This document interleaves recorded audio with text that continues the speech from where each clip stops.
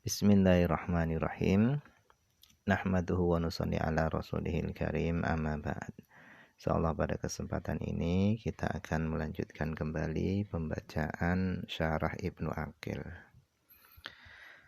Kita telah sampai kepada perkataan beliau, wa innama qala al-musannifu. Wa innama qala al-musannifu, hanya saja musannif mengatakan kalamuna.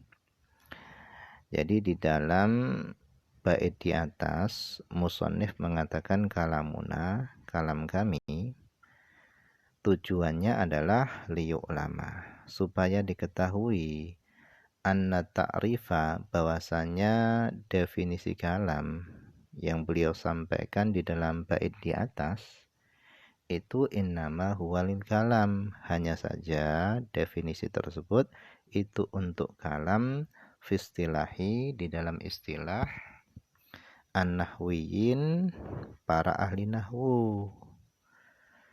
Jadi dalam bait di atas beliau menyebutkan kalamuna, kalam kami, itu adalah takrif atau definisi kalam di dalam istilah para ahli nahwu. Karena kami di sini, yang dimaksud dengan kami itu adalah kami para ahli nahwu. Karena memang beliau adalah pakar dalam bidang nahwu. La fistilahil lughawiyyin, bukan kalam di dalam istilah para ahli bahasa.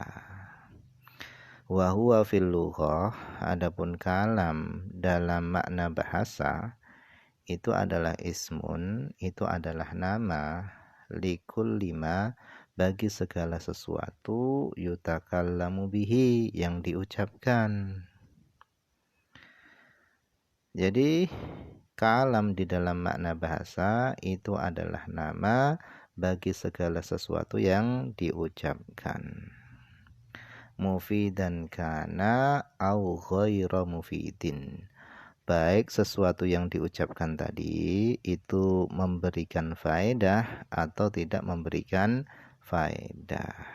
Jadi kalam dalam makna bahasa itu adalah nama bagi segala sesuatu yang diucapkan, baik sesuatu yang diucapkan tadi itu memberikan faedah atau tidak memberikan faedah.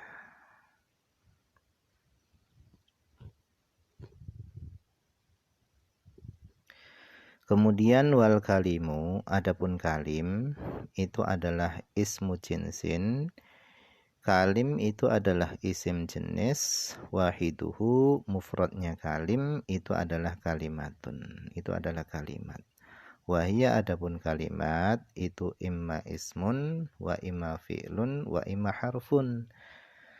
Kalimat itu ada kalanya kalimat tadi itu isim, ada kalanya kalimat itu adalah fi'il, ada kalanya kalimat itu adalah huruf.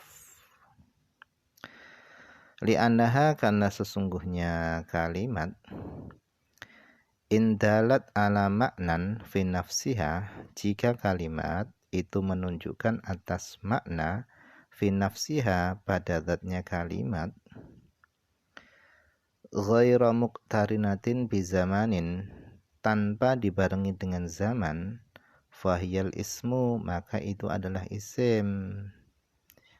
Jadi yang disebut dengan isim itu adalah kalimat yang menunjukkan atas makna yang tidak dibarengi dengan zaman.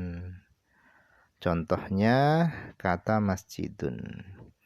Masjidun ini adalah isim. Kenapa? Karena kata masjidun ini menunjukkan makna tetapi tanpa dibarengi dengan zaman. Kemudian wa iniqtaronat bizamanin fahiyal fi'lu, jika kalimat tersebut itu dibarengi dengan zaman, itu adalah fi'il. Jadi yang dimaksud dengan fi'il, yang disebut fi'il itu adalah kalimat yang menunjukkan makna yang dibarengi dengan zaman. Contohnya doroba. Doroba ini adalah fi'il madhi. Maknanya adalah telah memukul. Jadi proses pemukulannya ini sudah terjadi. Terjadinya pada masa lampau. Nah, fi'il itu adalah kalimat yang menunjukkan makna yang dibarengi dengan zaman. Itu adalah fi'il.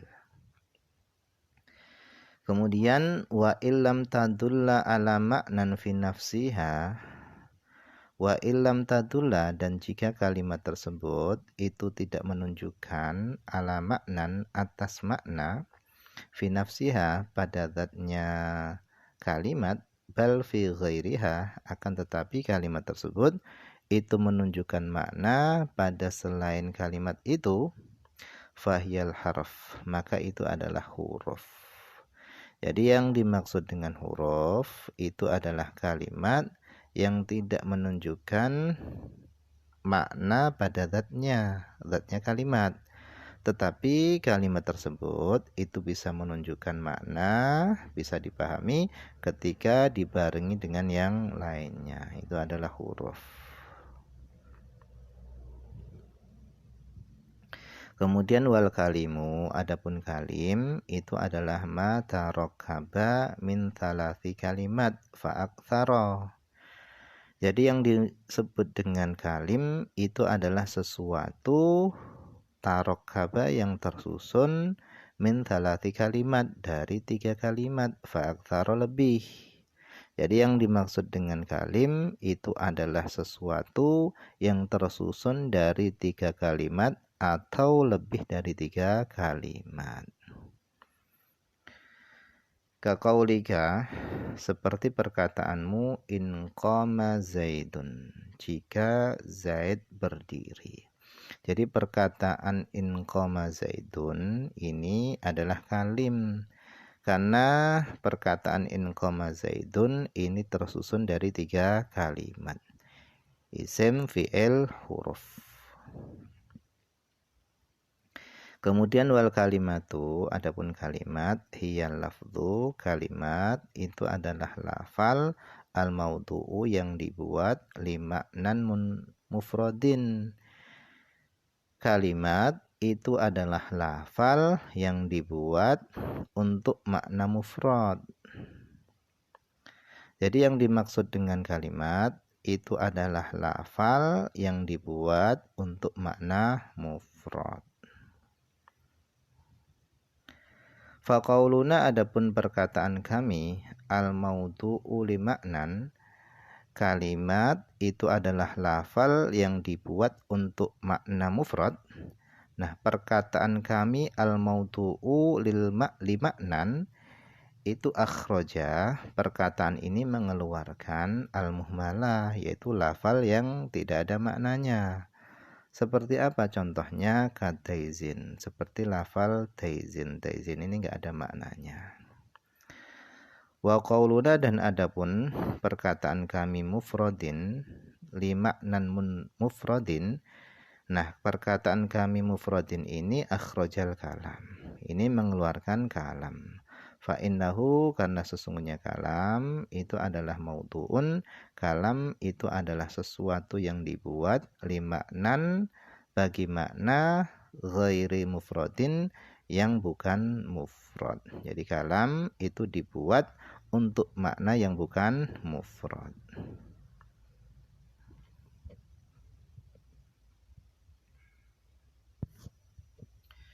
Tsumma dzakaral musannifu, kemudian musannif menyebutkan rahimahumullah, rahimahullah, semoga Allah merahmati beliau. Musannif menyebutkan annal qaula, bahasanya qaul itu ya umul jami'ah, itu meratai semuanya. Jadi qaul itu meratai semuanya. Artinya kalam itu adalah qaul, kemudian kalim itu adalah qaul, dan kalimat itu juga qaul. Wal muradu, dan yang dimaksud annahu, bahasanya qaul itu yaqau alal kalam, qaul itu terjadi atas kalam, annahu bahasanya kalam itu adalah qaul. Wa yaqau aidan alal kalim wal kalimah. Qaul juga terjadi atas kalim dan kalimat. Annahu bahasanya kalim dan kalimat itu adalah qaul.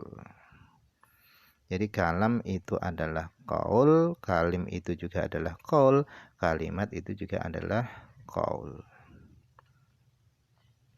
Kemudian wa za'ama ba'duhum, dan telah menduga atau menyangka ba'duhum sebagian mereka para ahli nahwu telah menduga annal aslah bahwasannya pada dasarnya istimaluhu penggunaan qaul itu fil mufrad itu pada mufrad saja. Jadi sebagian ulama nahwu mereka menduga atau menyangka bahwasanya qaul itu hanya pada mufrad saja. Tidak digunakan pada tasniyah atau jamak. Itu dugaan sebagian ulama nahwu. Kemudian tsumma dzakaral musannifu, kemudian telah menyebutkan musannif anal kalimata bahwasanya kalimat qad yuqsad biha terkadang dimaksudkan dengan kalimat al kalamu kalam. Ka qaulihim seperti ucapan mereka fila ilaha illallah kalimatul ikhlas. Jadi la ilaha illallah ini namanya adalah kalimatul ikhlas. Tetapi yang dimaksud dengan kalimatul ikhlas di sini adalah kandungannya, yaitu tiada Tuhan selain Allah. Nah, tiada Tuhan selain Allah ini namanya adalah kalam, yaitu lafal yang memberikan faedah. Jadi terkadang yang dimaksud dengan kalimat itu adalah kalam. Kemudian waqad yajtami'ul kalam wal kalimu fi sidqi wa qad yanfaridu ahaduhuma wa qad yajtami'ul kalam wal kalim fi sidqi. Terkadang kalam dan kalim itu berkumpul fi sidqi secara benar. Wa qad yanfaridu ahaduhuma, dan terkadang menyendiri salah satu dari keduanya. Jadi terkadang kalam dan kalim itu berkumpul menjadi satu, tetapi terkadang juga keduanya itu terpisah.